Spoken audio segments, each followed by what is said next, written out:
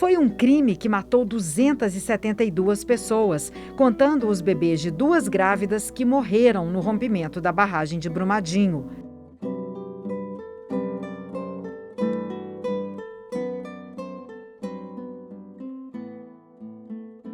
Foi no dia 25 de janeiro de 2019 e o tempo não deu conta de apagar a tristeza e a revolta das famílias. Ficou a lama, ficou o meio ambiente destruído. O acordo judicial entre o governo de Minas e a Vale determinou o pagamento de cerca de 37 bilhões de reais pela empresa para reparação de danos. Os recursos serão usados na recuperação socioambiental, segurança hídrica, mobilidade, melhoria de serviços públicos.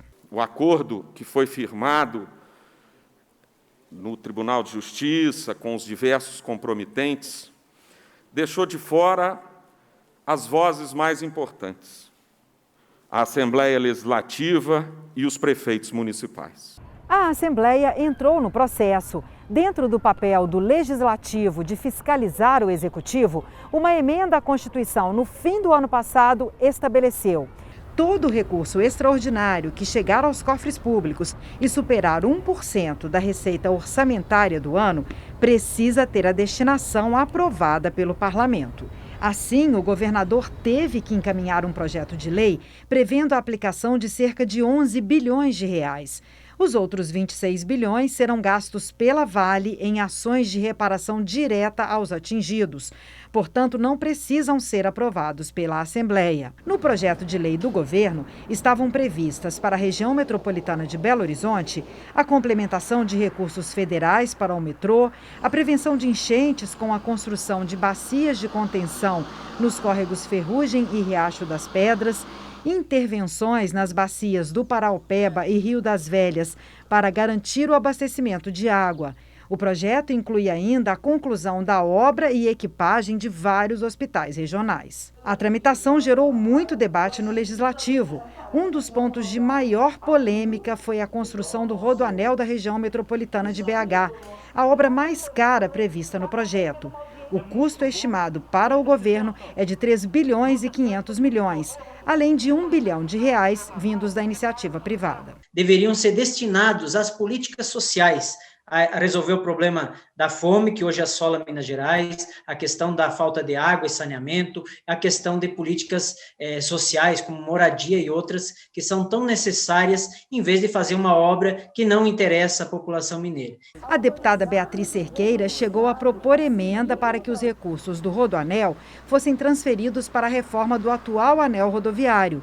A emenda foi rejeitada. Não é real que os problemas de sangue no anel rodoviário serão resolvidos, porque, na verdade, o que nós pedimos o tempo inteiro foi que o governo nos apresentasse estudos.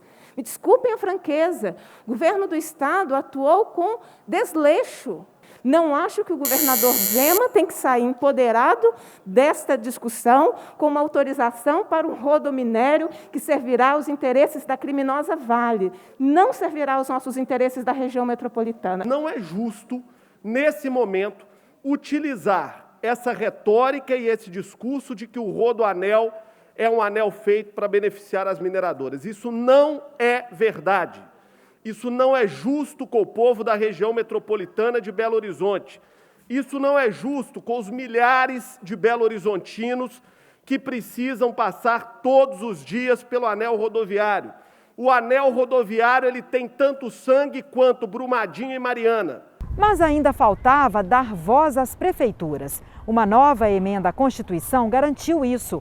A proposição permitiu que 1 bilhão e 500 milhões de reais sejam repassados aos municípios sem a necessidade de convênios. Pensou-se dividir o bolo para se fazer justiça social. Todo o povo de Minas Gerais merece justiça social, merece bem-estar e nós estamos muito distantes disso. Mas isso também foi motivo de desentendimentos. O Executivo questionou o repasse direto aos municípios. Prevaleceu o bom senso. Depois de uma reunião na Assembleia que envolveu as principais instituições do acordo judicial, ficou acertado que o mesmo projeto de lei que tratava da aplicação dos 11 bilhões de reais definiria as áreas em que as prefeituras poderiam investir os recursos do repasse direto. Estão previstas, por exemplo, obras de pavimentação asfáltica, drenagem, meio-fio, vários tipos de calçamento, sinalização viária, pontes.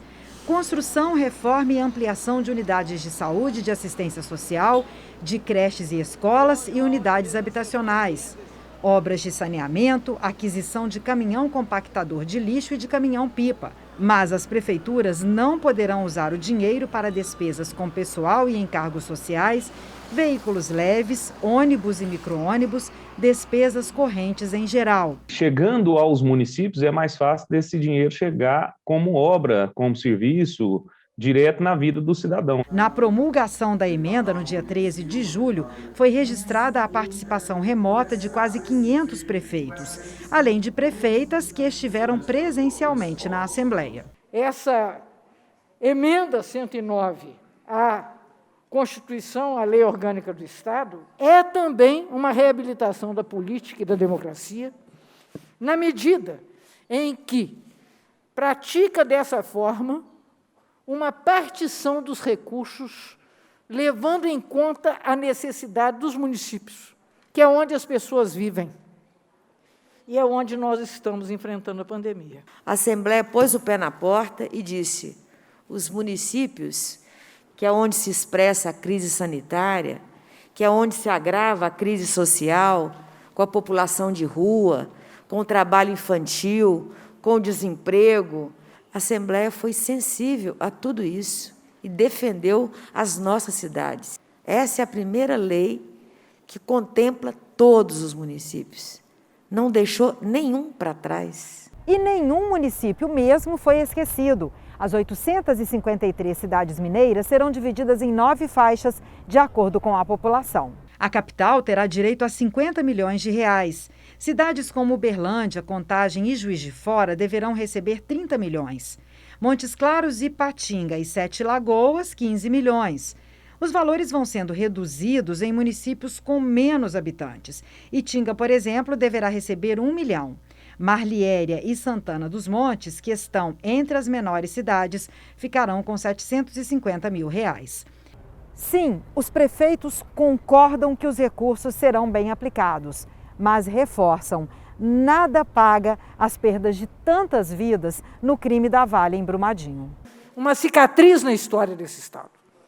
Uma cicatriz física pela devastação ambiental, uma cicatriz social na forma das vidas perdidas. Cada mineiro vai receber de forma igual parte desses recursos que nos causam tanta tristeza.